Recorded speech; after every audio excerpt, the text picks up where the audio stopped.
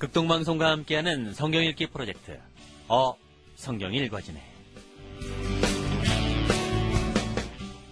이 시간 생터 성경사역원 성경이 읽어지네 전문 강사이신 하만 우리교회 배명옥 사모와 함께합니다. 성경이 읽어지네 주님 나라 임하네. 안녕하세요. 지난 시간에는 다니엘이 누구였는지를 살펴보았습니다. BC 605년에 1차 포로로 잡혀와 느부갓네살의 꿈을 해석하고 박수장이라는 고위직에 등용되어 인정받았는데요. 바벨론에서 페르시아 정부로 바뀌어도 고위공직에 머물며 약 60년에서 70년 정도 하나님의 선지자로 활동을 했습니다.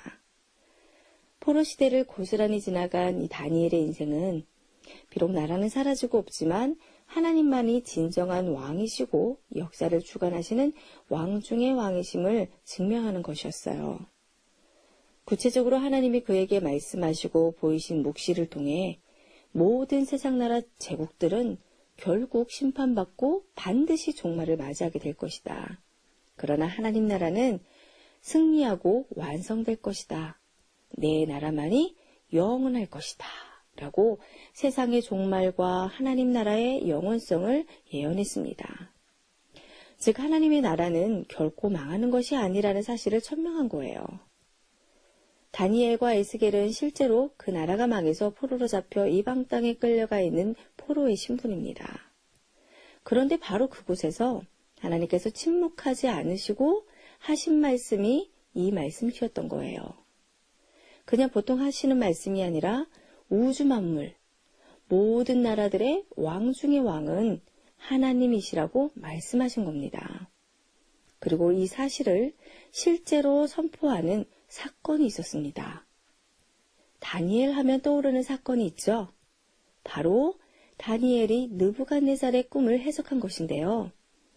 이 사건은 여러 사건 중에 하나의 에피소드 정도의 일화가 아니라 당시 제국의 왕이었던 즉 세상 나라의 대표로 앉아있던 이 느부갓네살에게 꿈으로 하나님의 왕되심을 선포한 굵직한 사건이랍니다.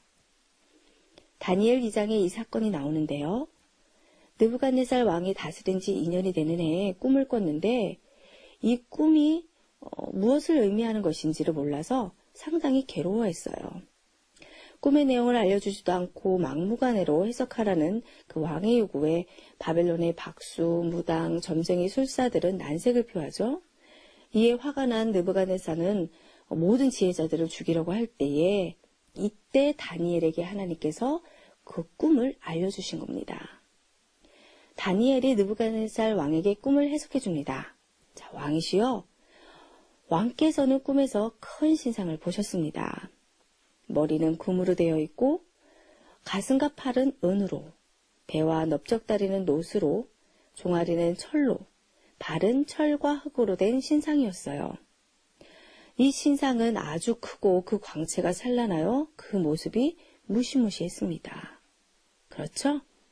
자, 그런데 어디서 손대지 않은 돌이, 뜨인 돌이 나와서 그 신상의 발을 쳐 부서뜨리니 와르르 머리부터 발끝까지 모두 무너지며 없어졌는데 그 뜨인 돌은 오히려 큰 산이 되어 온 세상에 가득했습니다.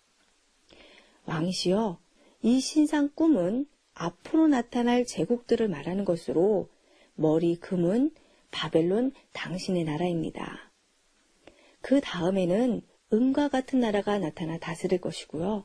그 다음엔 놋 같은 나라가 등장하고 또 철 같은 나라가, 다음은 철과 흙 같은 나라가 나타날 것이지만 결국 이들은 뜨인 돌이 나타나 다 부서뜨리고 모두 멸망시킬 것입니다. 그러나 하늘의 하나님이 한 나라를 세우실 것인데 이 나라는 영원히 망하지 않을 것입니다. 이 꿈은 하나님께서 앞으로 전개될 세계 역사의 흐름을 꿈으로 먼저 왕께 알려주신 것입니다. 자, 이렇게 신상 꿈은 역사의 제국의 역사를 예언한 꿈으로 느부갓네살이 첫 번째 황제가 되어 대표로 꾼 꿈이었어요. 그리고 실제로 이 예언은 성취되었는데요.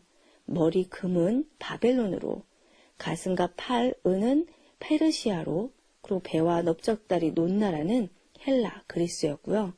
종아리 철은 로마로 나타났고 이 철과 흙은 로마 제국 이후 현재까지의 나라들로 열강들로 나타나며 성취됐습니다. 이사야서를 비롯한 대부분의 예언서들은 온 세상 나라들의 상황과 미래에 대한 것들이었어요. 자, 특히 애굽, 아수르, 바벨론 등 강대국들에 대해서도 예언한 것이 많았죠. 자, 히브리 민족이 하나님인데 망하는 이 민족 상황에서 당신의 민족 살피기도 바쁜데 왜 자꾸 주변국들의 상황과 미래를 또 말씀하시나. 그 예언들의 결론이 무엇이었죠? 그 모든 나라들에 대해 완벽하게 다 알고 계신 유다의 하나님이야말로 왕 중의 왕이라는 것이었습니다. 그리고 그 모든 왕정 말기의 예언서들을 단번에 묶어내는 예언이 이 느부갓네살이 꾼 꿈을 통해 전 세계 미래사를 정리하는 예언인 거예요.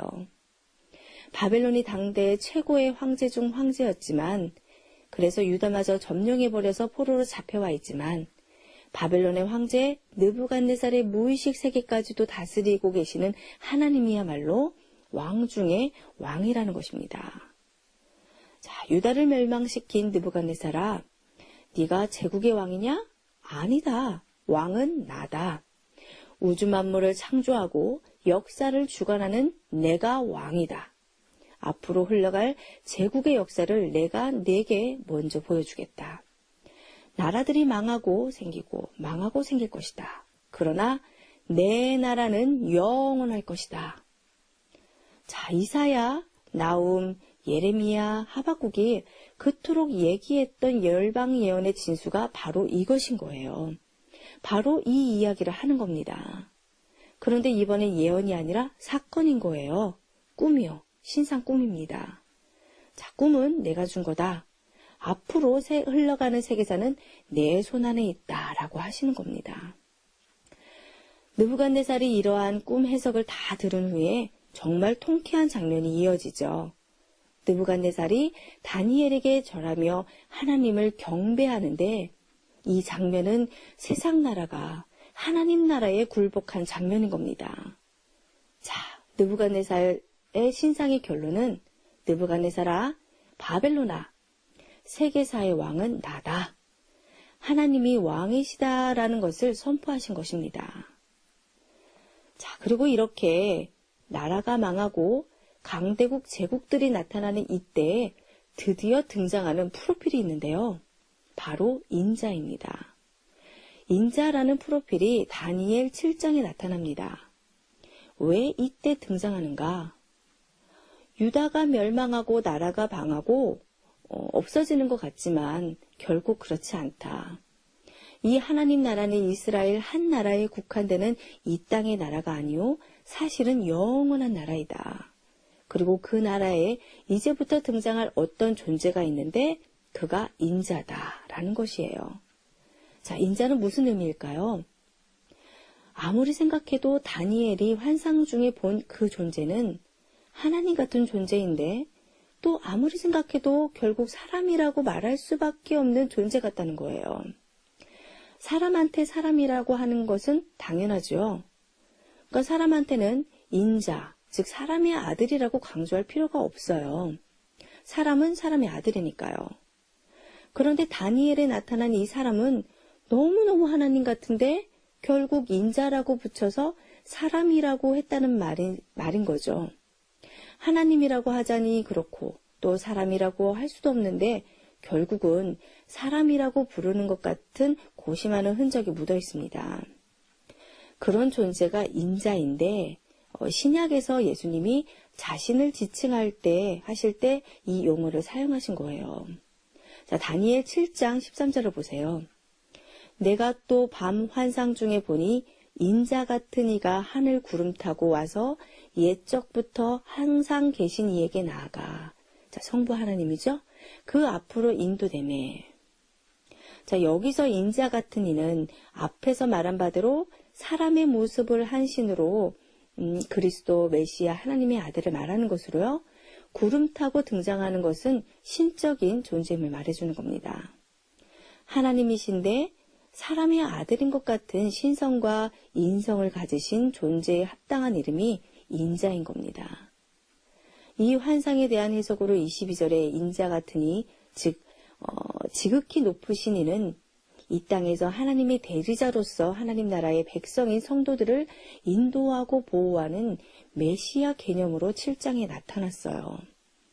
그러니까 예수님은 이렇게 다니엘에서 나타난 인자 같으니, 즉 지극히 높으시니 그 메시아가 바로 나다라고 말씀하시기 위해 자신을 지칭할 때 인자라고 표현하신 겁니다.